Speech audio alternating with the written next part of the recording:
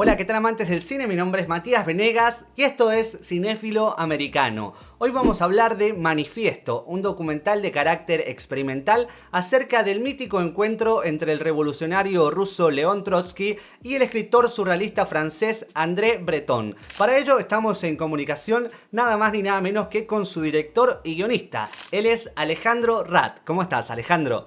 Hola Matías, ¿cómo estás? Gracias por el espacio para difundir la peli.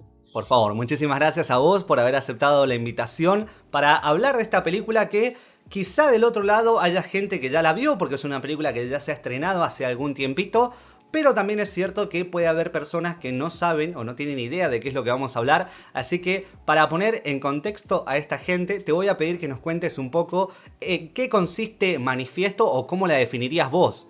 Bueno, es un poco lo que decías en la introducción, ¿no? La película versa sobre el encuentro que existió entre Trotsky y Breton en 1938, donde se juntaron para hablar de la difícil relación entre el arte y la política, y se propusieron escribir un manifiesto que después fue el Manifiesto por un arte revolucionario independiente. Pero la peli no intenta hacer una reconstrucción histórica de ese encuentro, sino que es más bien un juego sobre las ideas, sobre los debates, sobre lo que nosotros nos imaginamos que puede haber pasado en ese encuentro y qué discusiones habrán tenido. Y sobre esa base, trabajando un poco con Pompeyo Audibert, que hace de Trotsky, y Iván Moschner, que hace de Breton, estudiamos textos, escribimos algunos textos, fuimos probando cosas y construyendo una línea dramática a partir de un pequeño relato, que es que Trotsky le pide que escriba este borrador a Breton, y Breton, un poco frente al miedo de la hoja en blanco, empieza a somatizar y a enfermarse y a no poder escribir. Un poco jugando con esa idea dramática fuimos construyendo el núcleo de esta película, que después tiene otras derivaciones ligadas a los sueños, algo tan importante para los surrealistas. ¿Y qué fue lo que te llevó a querer contar esta historia? Mirá, entré por un lugar temático, que siempre es algo difícil, ¿no? Y problemático. No sé, yo doy clases en la UBA y siempre decimos, no empiecen por un tema, ¿no? Personajes, historias. Pero bueno, a mí me interesaba hablar, bueno, no solo hablar, sino pensar también en el tema de la relación entre el arte y la política.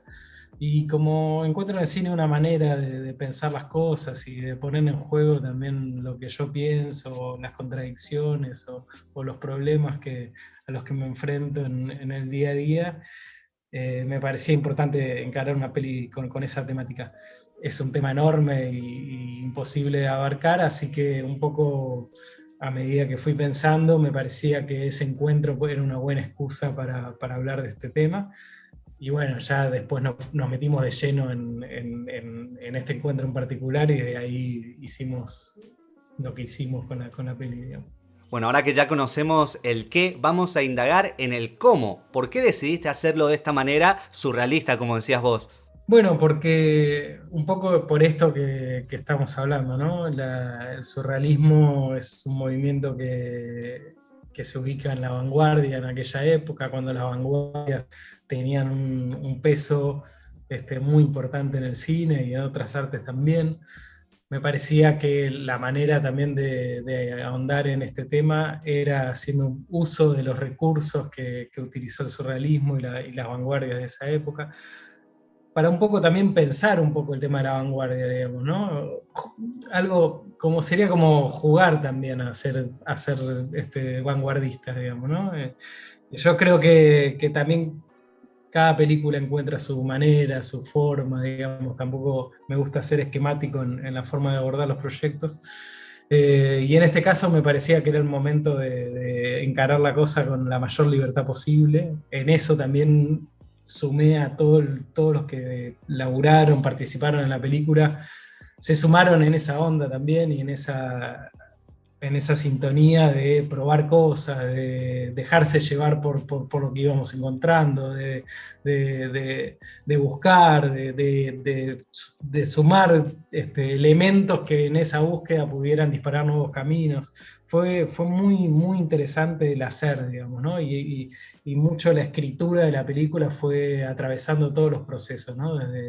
Desde la idea hasta el montaje final, todo el tiempo estábamos escribiendo y reescribiendo, ¿no? Claro, de hecho leí por ahí en una entrevista previa que hiciste en Telam, si mal no recuerdo, que iban escribiendo partes del guión a medida que iban rodando. Sí, sí, tal cual, porque no teníamos definidas ni los lugares, ni las escenas en el detalle, entonces nosotros íbamos jugando con estos textos y con los actores y alimentándonos también, digamos, el núcleo de la película sucede en Mar Azul, un lugar de la costa argentina, donde nos fuimos en pleno invierno, aislados totalmente, no había casi nadie ahí.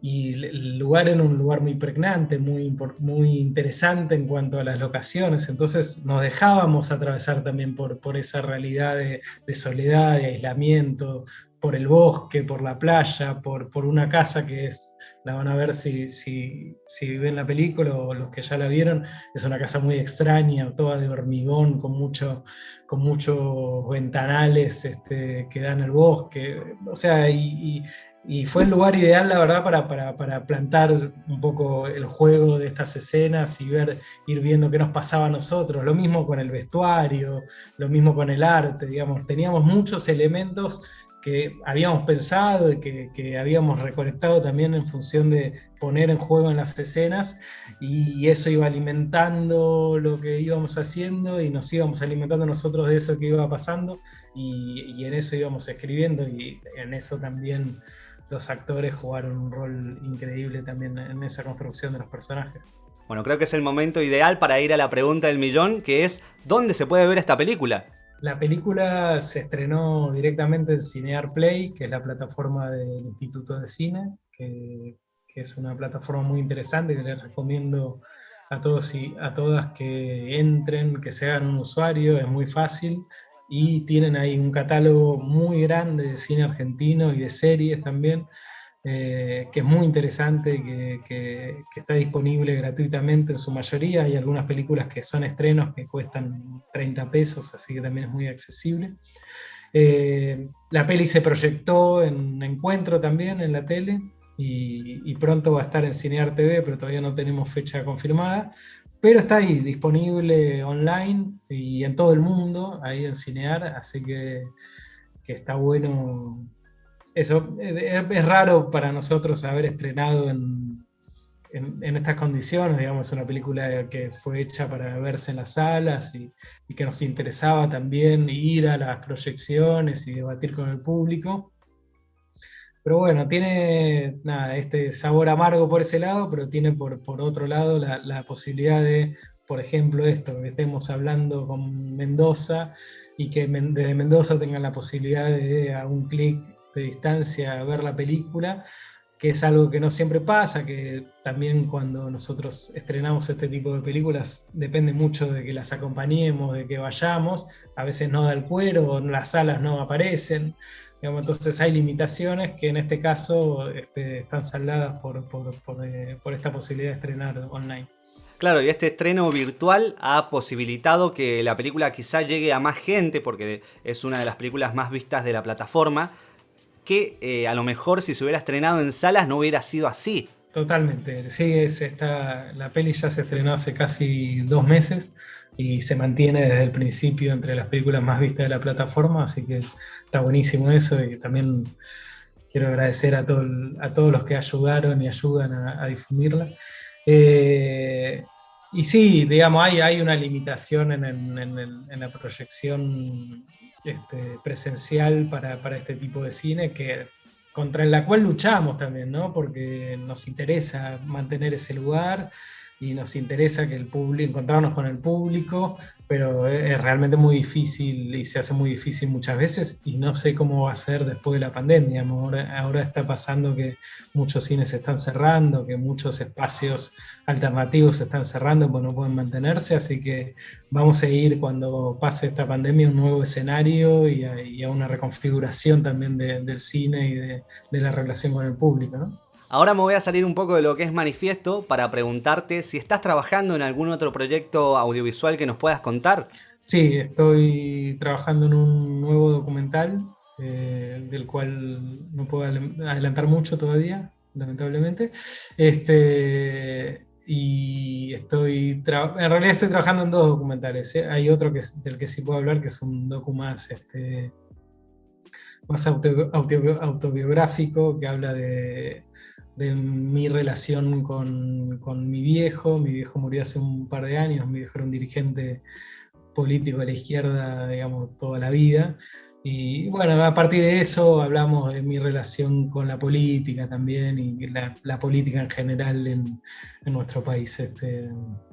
Pero estoy, la verdad, escribiendo muy tranquilamente y sin apuro también porque no sé cuándo.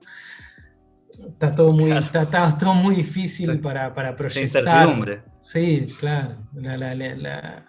Así que nada, eso, tomándolo con calma. Al principio como que de la pandemia dije, no, voy a aprovechar para escribir y avanzar.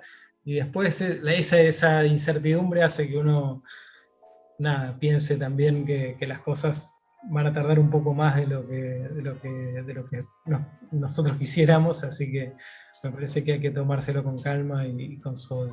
Tal cual. Bueno, Ale, esas han sido todas las preguntas. Ahora te voy a dejar un pequeño espacio por si querés agregar alguna otra información, si querés saludar a alguien, agradecer a alguien, lo que vos quieras. Sí, déjame mencionar algo que no llegué a mencionar, que es que en la peli, a partir de estos sueños de los que hablaba, ahí aparecen otros artistas contemporáneos muy interesantes, que son María Negro, que es una poeta que hace un papel ahí, Adriana de los Santos, que es una pianista contemporánea, César González, que es un cineasta y poeta muy interesante, que también recomiendo que vean su obra, y Gabriela Cabenzón Cámara, que es una escritora muy interesante también y que recomiendo mucho leer.